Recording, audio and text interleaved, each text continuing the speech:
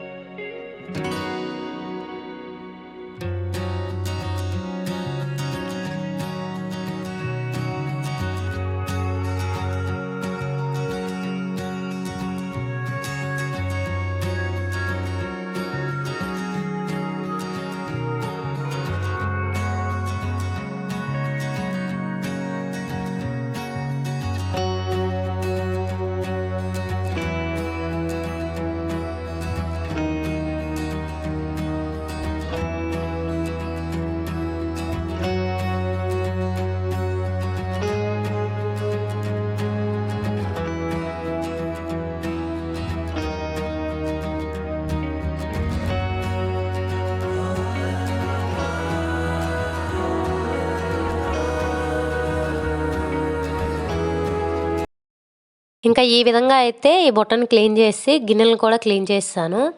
ఇంకా గిన్నెలు ఈ విధంగా క్లీన్ చేసిన తర్వాత స్టవ్ అది అయితే క్లీన్ చేసుకుంటాను.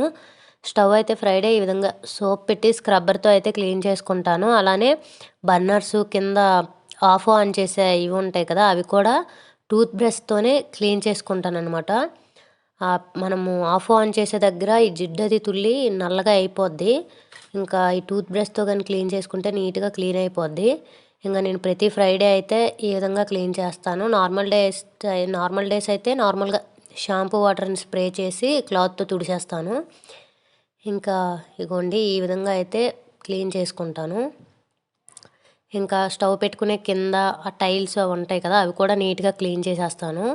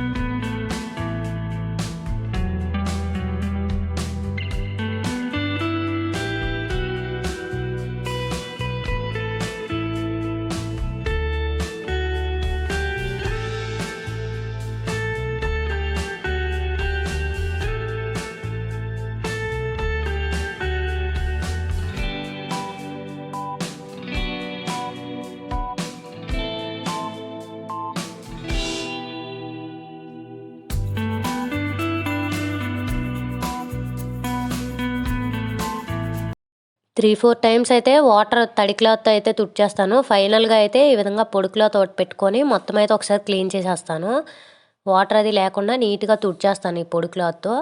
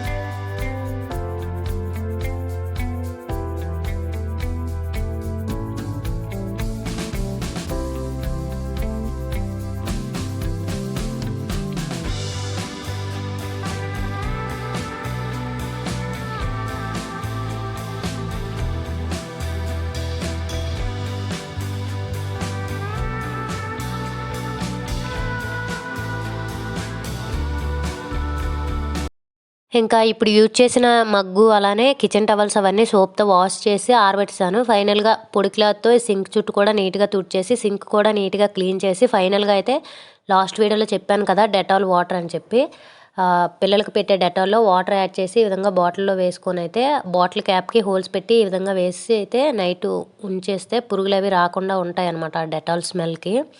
నేను ఇది ఎక్కడో వీడియోలో చూశాను. ఇంక అప్పటి నుంచి డైలీ నైట్ కిచెన్ అది సింక్ అది క్లీన్ చేసి ఆ వాటర్ అయితే వేసేస్తాను. ఇంకా ఫైనల్గా అయితే కిచెన్ అంతా నీట్గా క్లీన్ చేస్తాను. ఇంకా మీకు ఒకసారి ఒక లుక్ అయితే చూపించేస్తున్నాను. ఇంకా ప్రతి ఫ్రైడే అయితే ఇదే విధంగా క్లీన్ చేసుకుంటాను. నాకు ఇదంతా అయినప్పటికీ టైం కూడా 11:30 ఇలా అయిపోయింది. ఒక్కొక్కసారి తొందరగా అవుతుంది, ఒక్కొక్కసారి లేట్ అవుతుంది అనమాట. ఇంకా టైం కూడా లాస్ట్లో చూపిస్తాను, చూసేయండి. ఇంక ఈ వీడియోని అయితే ఇక్కడితో ఎండ్ చేసేస్తున్నాను. నా వీడియోస్ కనుక మీకు నచ్చినట్టయితే please do like, share and subscribe to my channel. ఇంకో మంచి వీడియోతో మళ్ళీ మీ ముందుకు వస్తాను. అప్పటి వరకు వీడియోస్ చూస్తూ ఉండండి. అలానే కొత్తగా ఎవరైనా ఛానల్లో చూస్తున్నట్టయితే సబ్స్క్రైబ్ చేసుకోవడం అసలు మర్చిపోవద్దు. Thank you for watching. Bye bye. See you on next video. ఈ వీడియో నచ్చినట్టయితే ఒక లైక్ అయితే చేసేయండి.